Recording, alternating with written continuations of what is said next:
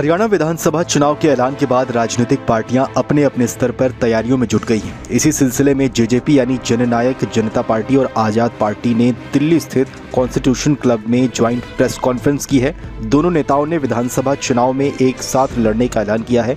दुष्यंत चौटाला ने कहा कि जेजेपी और एएसपी मिलकर हरियाणा चुनाव लड़ेंगे। हम कांशीराम और चौधरी देवीलाल के पद चिन्हों पर चलेंगे। ये गठबंधन राज्य के विकास के लिए मजबूत आधार प्रदान करेगा और दोनों संगठनों ने मिलकर किसानों और मजदूरों के लिए लड़ने का फैसला किया है।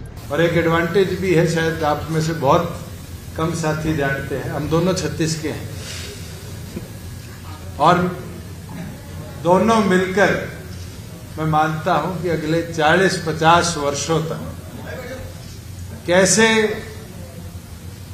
किसान कमेरे को ताकत मिले, इस संघर्ष को, इस देश की बढ़ोतरी में हिस्सेदारी कैसे बढ़े, इसके अंदर लड़ाई को लड़ते रहेंगे।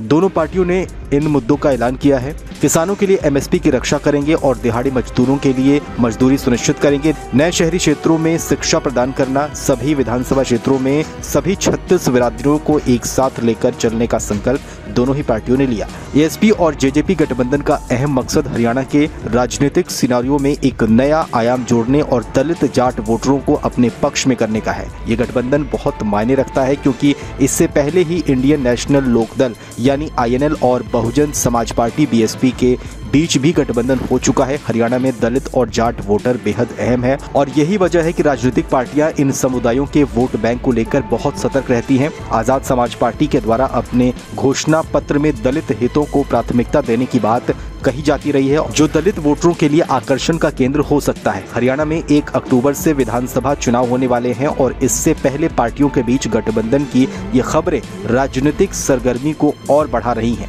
आगामी चुनाव में ये देखना दिलचस्प होगा कि इस गठबंधन का कितना असर पड़ता है और किस पार्टी को फायदा मिलता है। हालांकि हरियाणा में इस नए राजनीतिक समीकरण का असर कितना व्यापक होगा, ये चुनाव नतीजे ही बताएंगे। बता दें कि 2019 के हरियाणा विधानसभा चुनाव में किसी भी पार्टी को बहुमत नहीं मिला था। 90 सदस्यीय विधानसभा में बहुमत का आंकड़ा 46 है और बीजेपी ने 40 सीटें जीती थी। वहीं कांग्रेस को 31, जेजेपी को 10, अन्य को 7 सीटें मिली थी। अभय चौटाला की इनेलो और गोपाल कांडा की हरियाणा लोकहित पार्टी को 1-1 सीटें मिली थी। चुनाव के बाद बीजेपी ने जेजेपी के साथ मिलकर सरकार बना ली थी। हालांकि कुछ महीने पहले ये गठबंधन टूट गया था। दुष्यंत चौटाला ने 2019 में बीजेपी के साथ गठबंधन किया था और लोकसभा चुनाव से पहले एनडीए से वो बाहर हो गए। ऐसी खबरें थी कि 2 लोकसभा सीटें वो मांग रहे थे, लेकिन बीजेपी अधिकतर उन्हें 1 सीट देने के लिए तैयार थी।